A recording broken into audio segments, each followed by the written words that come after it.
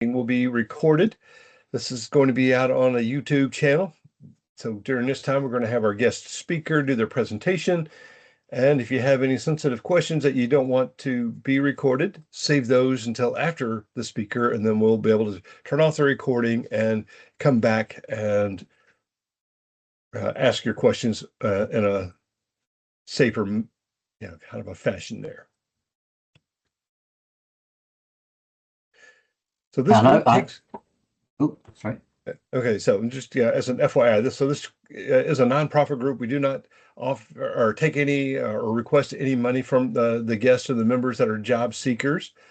That if we do have volunteers that want to donate, that's fine, and we'll look for different sponsors to host sessions or groups of sessions. That if you're in a position, so if you are a Monster or Indeed and you want to donate to the cause, just reach out to Danny on our LinkedIn channels, and then that way we can, carry that forward. So these are the number of members that we have total. That we have different company followers, teams followers. We have a lot on YouTube. That personally, I don't do Facebook. That's why that number is rather low, and X. But the idea is that if you've got something that you do on a regular basis, such as LinkedIn, join us.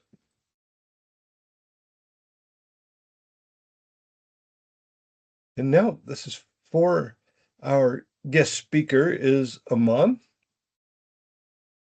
And so I want to welcome Aman Padam for our session today. If you want to come on camera, I don't see you yet, but then we can look forward to your presentation. Perfect. Thank you. Thank you very much for the introduction. I think I initially spoke with Danny around 2024. So just as a quick introduction to myself, so I've been working in recruitment for a couple of years. Started off in our London and Benelux offices, so Belgium, Netherlands, and started off doing sort of like the embedded software market. And then our company basically decided to open their first office in Charlotte, and they asked if I wanted to come over and help with that. So changed over markets to doing the US market for about 5 or 6 months. Just doing late nights, time difference, was staying up to about like 11, 12 then. Then we had some visa issues, so I had to basically restart back on a different market, wait for a couple of months to reapply again. Finally made it though. I moved here around July.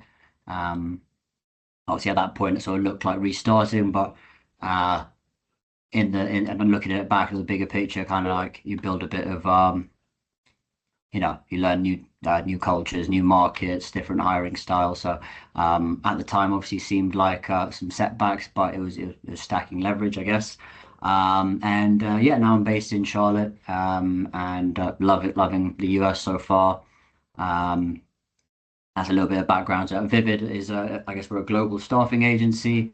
Our main focus in the Charlotte office, we're based over in the WeWork on South Tryon Street. Don't know if you can see anything outside, but our main focus is on IT, so in network infrastructure, security, those sorts of areas, and looking to sort of build our contract book. We're mainly a contract agency. We do work on full-time roles sometimes, but it's a little bit about Vivid and about myself. And I guess Danny had mentioned a couple of points, and I guess there's countless things to say in the job search. You can always be doing certain things, but I think if I was to sort of put a finger on some things in particular that I always sort of try and implement with people is communication. I think is a very big thing. So many times you'll see great candidates missing out on roles because they don't reply on interview requests, or like they'll take a couple of days to respond, and then even in the interview, it's like they're not as bubbly or as lively as they were on the phone. And I get sometimes it can be nerve-wracking. Sometimes they do like a panel interview with 5 or 6 people, but I always tell them, like, look, the day of the interview, just like wake up in a good mood, go for a walk if that's what helps you.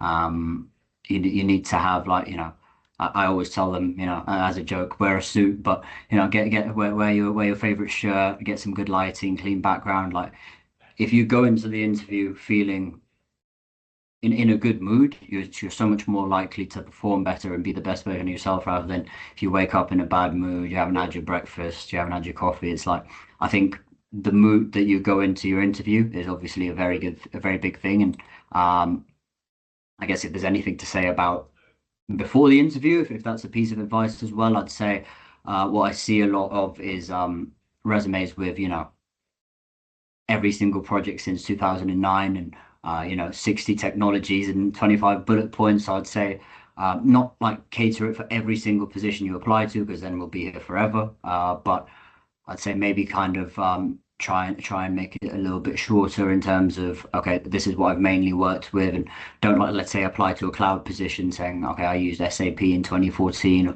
or something along those lines. But yeah, if there's any other questions or anything, I'd be happy to answer them. I've just realized as well, I've turned up in a hoodie and I've told people to turn up in a shirt to an interview, but I guess it's not an interview.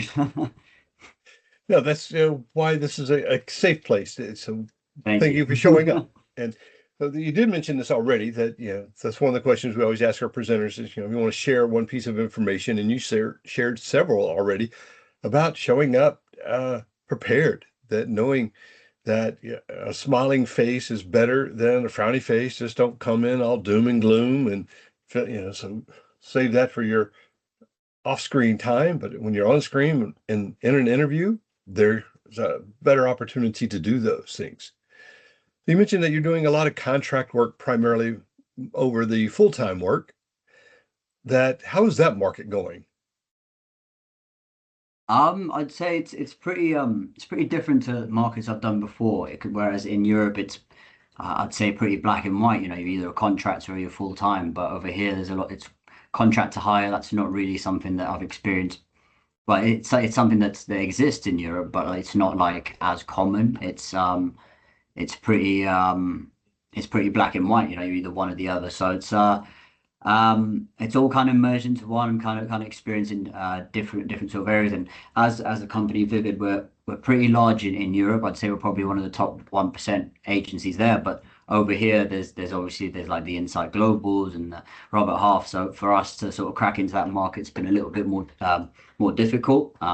Which is like maybe another piece of advice is you have to be different to the people who you're competing against. When I get off a call with a manager, will they be thinking, probably similar to a manager, they don't want they hire people who they're like, okay, can I rely on this person? Did I do something in that call that they're going to remember later? That sort of thing.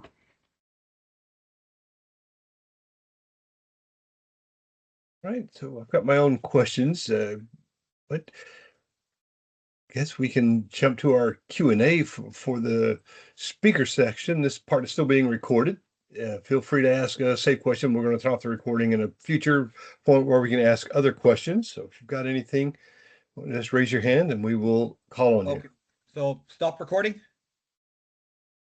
Figure if anybody has anything that they think is going to be globally available or recognized to everybody, that one of the comments that I got recently was that you're overqualified. And so is that just a polite way of saying ageism, or is that just something else that just, how can that be handled or responded to? Is that to me as well, right? Yes.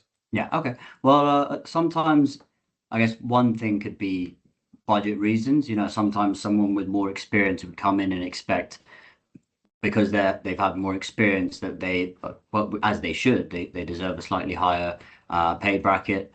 And sometimes they don't have that available. Other times it's like that they'll come into the team and there's already a structure where they have, they have younger people and they have like older people there. Maybe they need someone to fit in the middle. But if you're coming in with more experience than everyone else and they kind of have those people already, maybe it's a structural thing where, yeah, or in the long run, sometimes they feel like maybe someone will step into this role happy that they're doing something that they can already do. But after maybe 3 or 6 months, you'll be like, okay, well, I am overqualified for this. Where can I go next? So that maybe a little bit of damage control in that sense.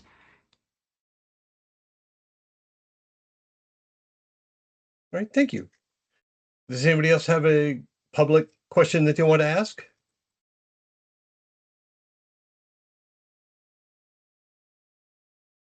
Okay, Michael raised his hand. Yeah, I wanted to ask, how do you pivot from being in IT? Because I've been in IT for 15 years and I want to pivot into sales. I'd prefer to be in IT sales, but it's a preference, not a necessity.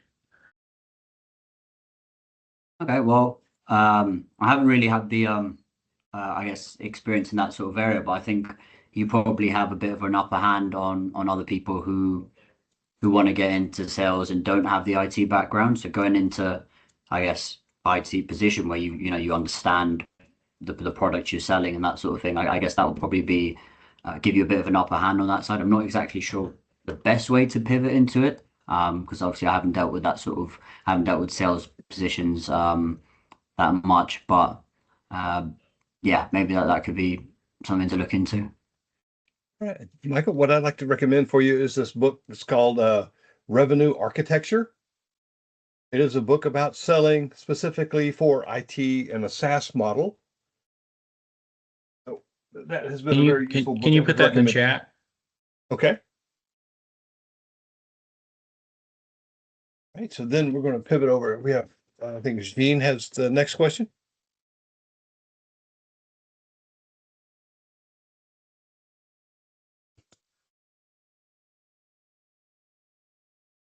Jean, you're on mute. Yeah, sorry, I have like some kind of thing.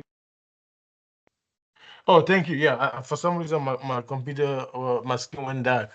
So I was wondering whether you could speak to the fractional market. Given that some of us have been out here for some time, and that yeah, it'd be nice to get some income in between before finding that price job.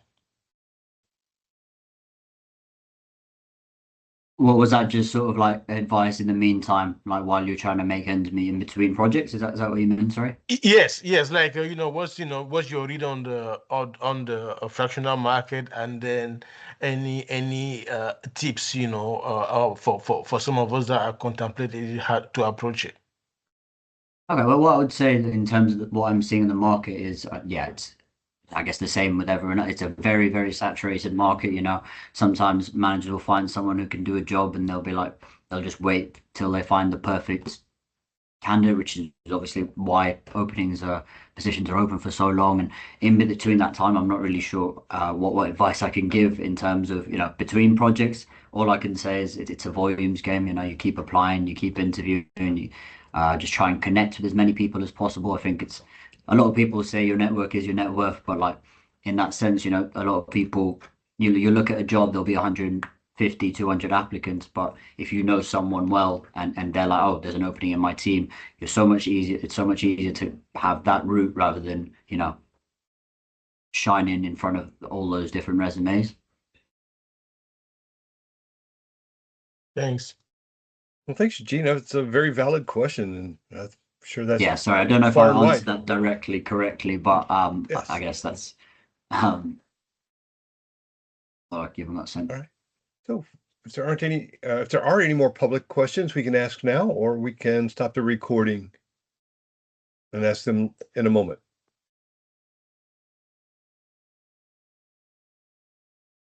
Okay, so with that, Jimmy, if you can pause the recording, then we can proceed.